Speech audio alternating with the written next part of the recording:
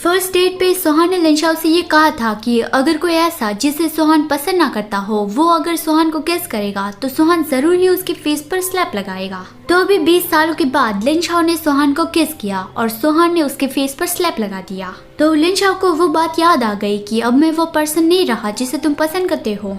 वो होटल वापस आया और अपने फेस पर आइस पैक से मसाज कर रहा था। निंगी ने फोन पे पूछा कि वहाँ पे सिचुएशन कैसी है, मतलब सोहान और लिनशाओ के बीच में सब ठीक तो है ना। लिनशाओ ने वहाँ पे सब कुछ कैसे संभाला।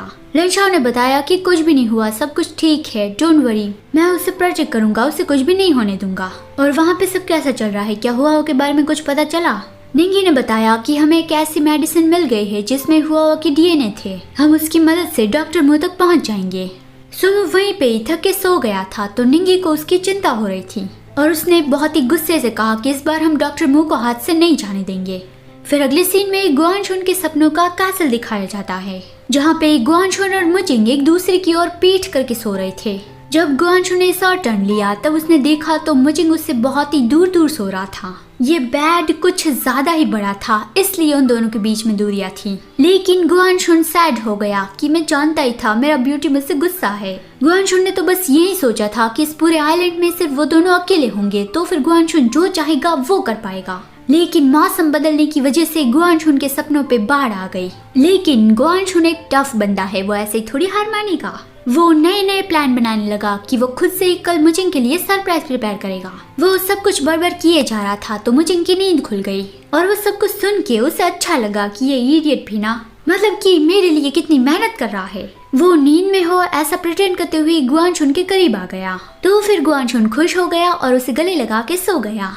फिर अगले दिन मुजिंग के सरप्राइज का प्रिपरेशन उसने शुरू कर दिया। उसने समंदर किनारे एक बहुत ही खूबसूरत डाइनिंग टेबल डेकोरेट किया जहाँ पे वो अपने ब्यूटी के साथ रोमांटिक डिनर करेगा। जब सनसेट होगा तब वो खूबसूरत नज़ारे का मजा लेंगे और हंसते मुस्कुराते हुए बातें करेंगे। मुजिंग के लिप्स पे थोड़ा सॉस लग जाएगा तो गुआनशुन उसे वाइप करने जाएगा। फिर काफी सारी ब्लू फायरफ्लाइज उन लोगों के सामने आएगी जिसे देख के मुजिंग बहुत ही सरप्राइज रह जाएगा। गुआनशुन लाल टपकाने लगा कि मेरा ये काम उसके दिल को छू जाएगा और फिर वो खुद को मेरे हवाले कर देगा। उसके बाद फिर मैं जो भी करना चाहूँ उसके साथ करूँगा। तो ये सब कुछ इमेजिन करने के बाद उसने अपना काम करना शुरू कर दिया। 3 घंटे की कड़ी मेहनत के बाद उसने सारा खाना बना लिया और ब्लू फायरफ्लाइज भी पकड़ के रेडी रखी। फिर वो कैसल में वापस गया अपने कपड़े चेंज करने और अपने ब्यूटी को यहाँ पे लाने। मुजिंग ने कहा कि गुआनशुन अब इस बार तुम मुझे क्या दिखाने वाले हो। इस आइलैंड पे रहते रहते मुझे ऐसा फील होने लगा है कि अब मैं जिंदा ही नहीं हूँ। गुआनशुन ने कहा कि मैं ब्यूटी हमारे हनीमून पे ऐसा मत कहो, मेरा यकीन करो इस बार मैंने तुम्हारे लिए जो सरप्राइज प्रिपेयर किया है उसमें कोई भी प्रॉब्लम नहीं आएगी। वो देख के बस तुम्हें यही लगेगा कि मैं कितना अमेजिंग हूँ। लेकिन जब वो अपने ब्यूटी को उस सरप्राइज के पास लेके पहुंचा तब उस सरप्राइज पे बिजली गिर चुकी थी और बारिश भी आने लगी थी।